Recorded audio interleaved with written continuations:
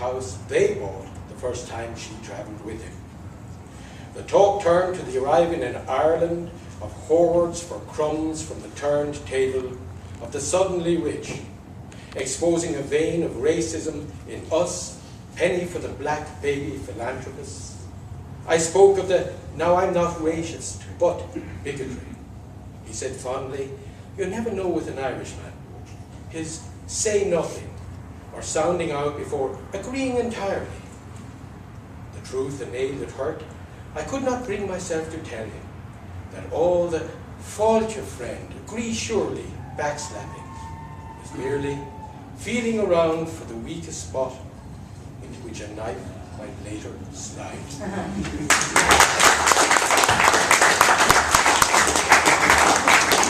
Thank you, Sheila, it's about to go down.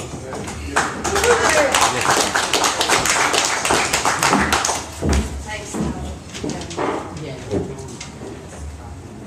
The Barcelona Angel.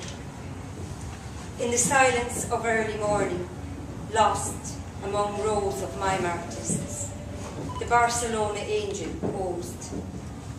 White face paint concealed her identity and sparkled in the early spring sunlight. This silver-winged beacon singled me out as I walked alone among friends. She beckoned with her lily-white hand, and placing turquoise crystals in my palm, she smiled. Charmed by her gesture, I closed my eyes and made a wish. When I opened them, her smile had vanished. She was a statue again, lost in the art of her silence. Thanks, Bob.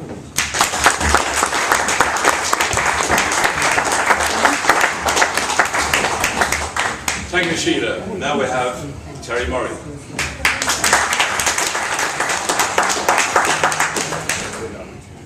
Thank you. If I can get myself okay now, I can do grand. Thank you. Is Mike okay here? Do you round? Okay. I'll read a poem called Eleusinium because Marion O'Rourke is here tonight and she's the keeper of my names. So I think it's on page 51. It is. It was my father's anniversary of his death yesterday, and this is a poem I would usually read in summer, but it's dedicated to my father, and because of the time I'll do it, because it's a poem of absolute trust. Eleusinium. You put your new warhorse through his paces, led him around the little garden in Ballyfermot, petrol throbbing in his heart. One foot danced on the stirrup, swung the other one over the saddle, and I jumped up behind. We roared with triumph as you turned the key, and the beast farted into life. But when we reached the 7th lock, near English pub, I fell. Standing on the bridge, I waved you off. I learned early that sometimes men have better things to do. Instead, I tried to play noughts and crosses with brachypods and crinoids fossilized in the limestone. Below me, I could hear a whispering, as seductive as one of your fairy tales, and followed it down the bank. Heart-tongue gossip with red valerian, alluvied in the walls. Mother of thousands trailed her fronds all the way down to the water and hummed. An old washing song gleamed from granite, brought all the way from Dalkey. Tramped through horsetails of grass and reeds, left my sandals to rest with glyceria and rue. Stopped to touch a toadflax, the flower of desolate places. Preened myself in the watery mirror, Narcissus was only in the halfpenny place. A mallard on her cheek swam by and clucked. A yellow lily shook her head, disdainful of such vanities. poked my image with a stick into shards of mica, splayed my wet fingers and saw a wagtail playing with a turnstone, greeted him like a friend, born in an eggshell, christened in a handcart. He hopped up and settled his feathers on my hand. I could hear the engine in the distance before you stopped and scrambled down the bank, calling out my name, Tessie, me heart, me chicken. In your amber eyes were trapped small specks of amber and pain. Your fingers shook as you plucked a lollipop of pink clover from my mouth. Through the fabric of my summer dress, I could feel the welts in your shoemaker's hands. Before you swung me into the air, I was a fuchsia held on a graceful stem.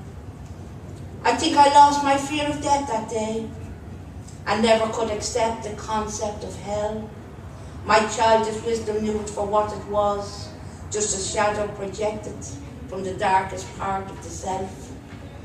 I have faltered and fallen many times since, but believe when my walking and gathering are done, you will halt at the corner where Kilmainham meets into Core. Come galloping back to find me. Thank you.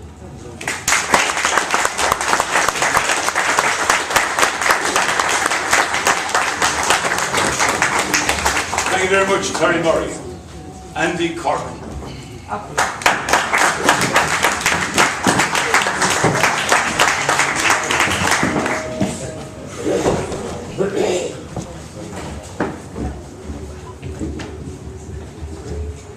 Thank you. I have two short poems for you tonight. The first one is called The Breeze, written recently enough. I can't think of anything to say by way of introduction, so I'll just fire away. If I can find it, it's here somewhere. The Breeze. We are not powerful oak trees. We're frail flowers that bend with the breeze. But we're all dwellers here on God's green earth, dwindling as it may be, so make a little room. From shifting to silent sea, we drift so ceaselessly, finding safe harbour only temporarily, till from the shore we're called forth once more, for we are always to be wandering. Be it landscapes, dreamscapes, or minefields, what I want to know is how we can make it real. On this eternal voyage, the sway of the ship beneath our feet is all too replete with peril. To negotiate the ocean safely, I'll need to have more faith in me. Thanks.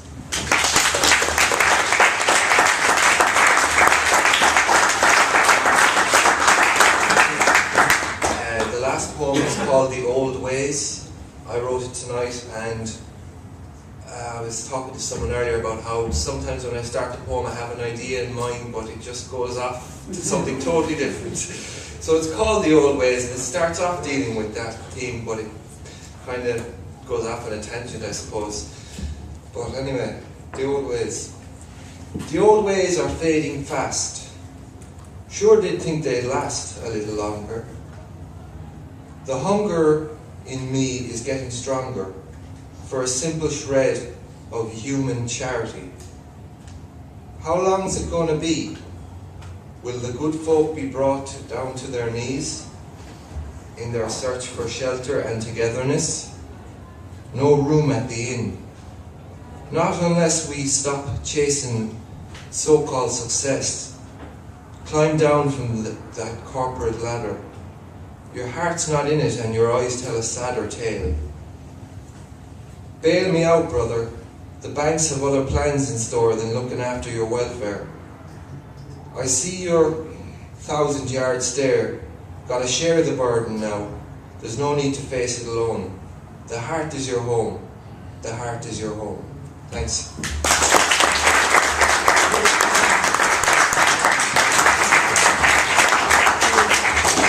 Andy Corton, and now we have Stephen Roach.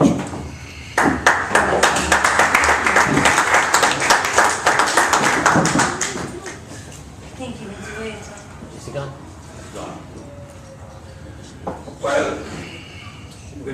immediately on to John Pinchmith.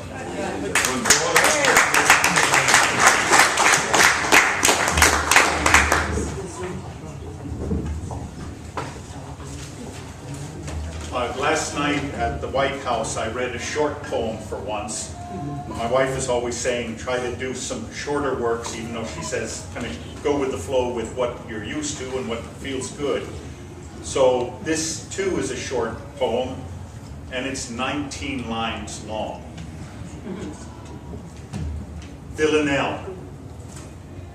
Verses versus the void.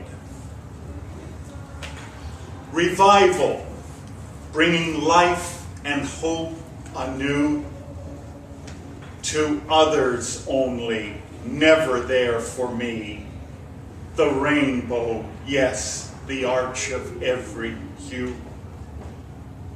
The poem sent and then just fall into the void. Rejections, mocking A to Z. Revival, bringing life and hope anew. I open mic each month.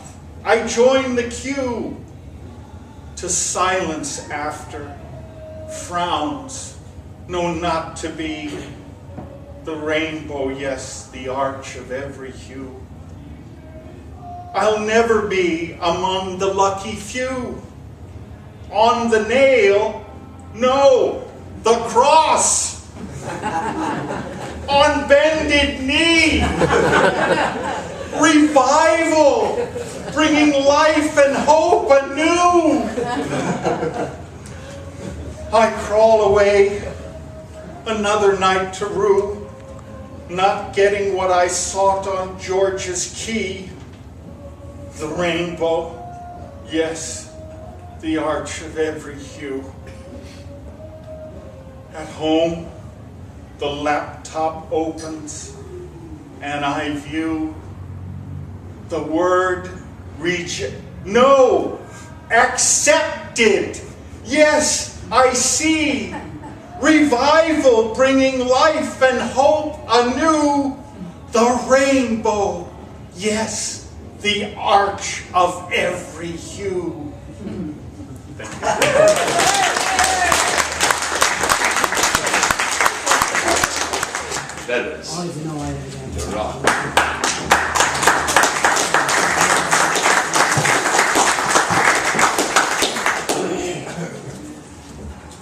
It's very much. This is my first time in the lock, so I'm a little nervous.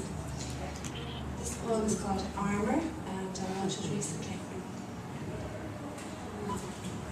I saw your mother sitting on the edge, legs tied together. I touched her arm as her eyelids fluttered, coats of armour her eyes, soft and heavy. I watched her balance on the edge. Your daddy walked by, he stared through the glass, heavy and angry. I smiled at him the way your mommy does, wishing to melt his heart like yours. I watched the children run in and out, playing on the threadbare carpet. The evening darkened as I touched your mommy's arm, wishing to meld with you. You, as you walked in and out of the room, offering advice, your coat of armour. I was so proud of you, proud of what you've become as you smile through the darkness. Do you see me? The large window gazing upon Cahan Mountain. The lights, the night, the air filled with magic. I touched your mommy's arm and prayed for peace.